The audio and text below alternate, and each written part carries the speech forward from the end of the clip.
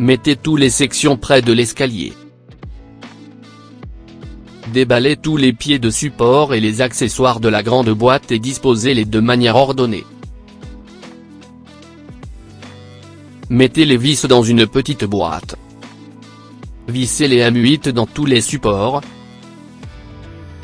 Veillez à ce que les vis ne surmontent pas à l'intérieur. Positionnez les supports selon le dessin technique.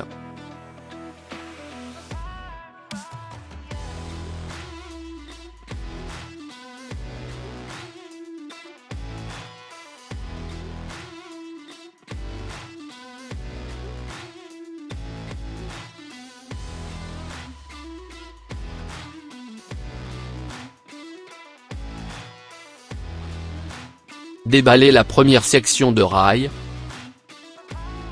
Enlevez le couvercle plastique de rail inférieur et passez le ressortir fil par le rail.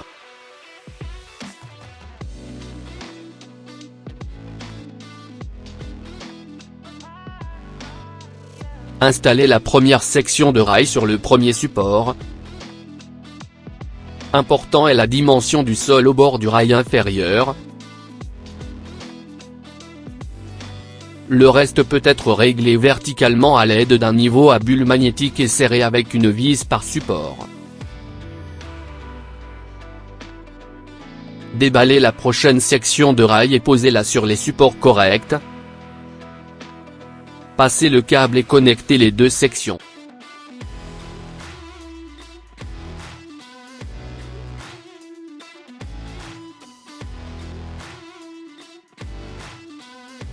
Alignez les rails toujours à l'aide d'un niveau à bulle magnétique.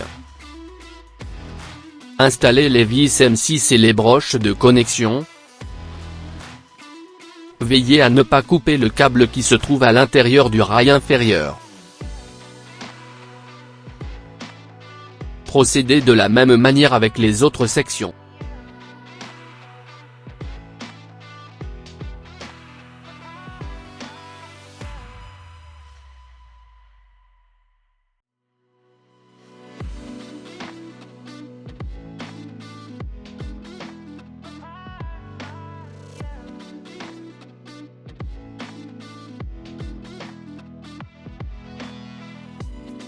Sur la dernière section, passez le câble par le trou prévu à cet effet dans le rail inférieur.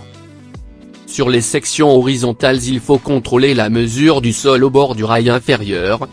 Cette dimension doit être entre 105 et 120 mm pour assurer une hauteur ergonomique du siège. Sur l'arrêt à dernière marche, utilisez la dimension indiquée dans le dessin. Si vous n'atteignez pas ces dimensions, ajustez à nouveau le rail de haut en bas.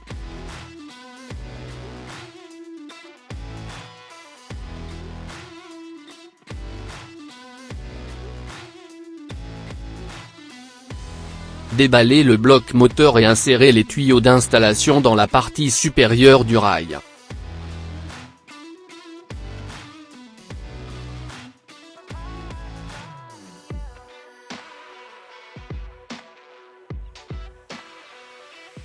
Désinstallez les couvercles frontaux et latéraux du bloc moteur, ensuite installez les batteries.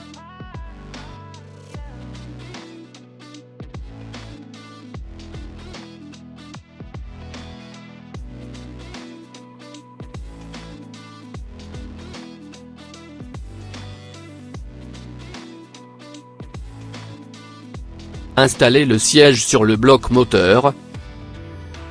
Fixez-le avec des vis M6 et connectez le câble dans le bloc moteur.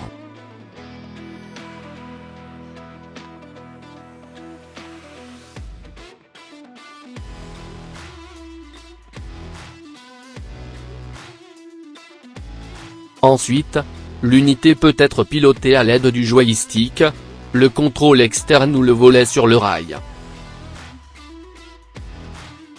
Ajustez le rail selon le dessin et vérifiez si l'unité se déplace partout sans aucune collision. Coupez le câble à la longueur correcte de l'arrêt supérieur, veillez noter qu'il ne devienne pas trop court à l'arrêt inférieur. Sertissez les cosses fournies sur le câble noir et le pôle négatif avec la cosse de câble de 5 mm, le câble marron et le pôle positif avec la cosse de câble de 3 mm. Fixez l'arrêt de palier d'extrémité à la position correcte avec deux vis M5.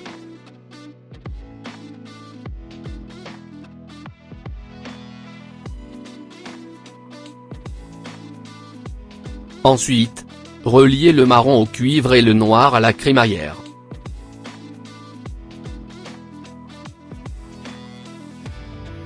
Sur les arrêts horizontaux intermédiaires et les fins de course, il faut mettre une plaque en cuivre sur rail supérieur.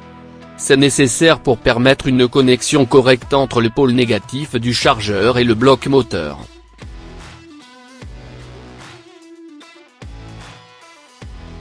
Le réglage exact de l'arrêt de palier d'extrémité est fait après finaliser l'installation.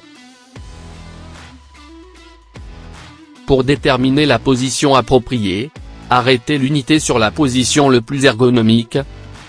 Installez l'arrêt de palier d'extrémité jusqu'aux fins de course et activez et signez les deux trous.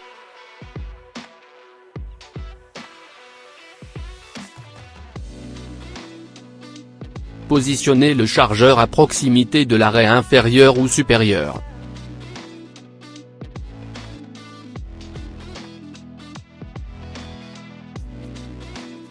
Coupez le câble du chargeur et de l'unité à la longueur correcte.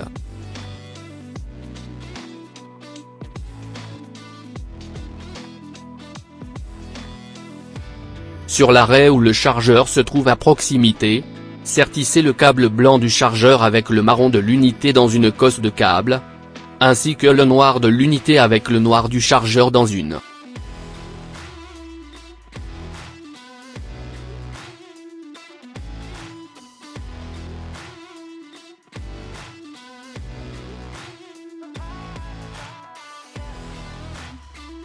Connectez les câbles à l'arrêt et au rack.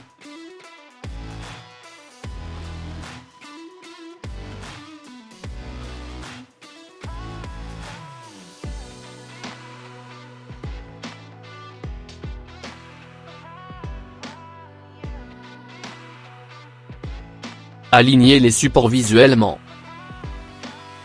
Contrôlez encore une fois la bonne position du rail. Si tout est idéalement placé, fixez ensuite l'un des premiers et l'un des derniers supports pour éviter aucun mouvement en perçant.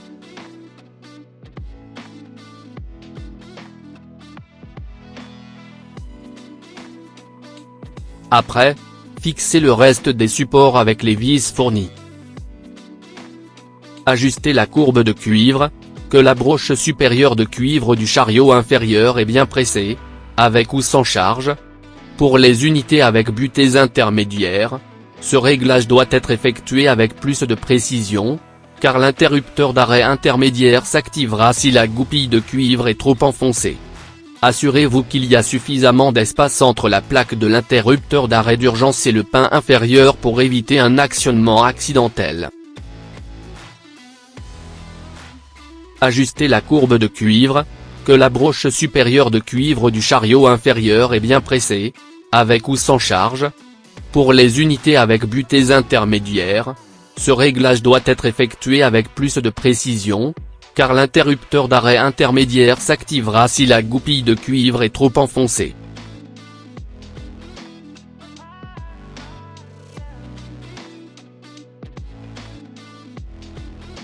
Vérifiez toutes les connexions et les vis de réglage sont bien serrées. Mettez de la graisse sur la crémaillère. Enfin, remettez toutes les couvercles de l'unité et, si commandé, aussi les couvercles en plastique par support. Voilà, l'Enerlift Technique vous souhaite beaucoup de plaisir à installer le monte-escalier Alpha.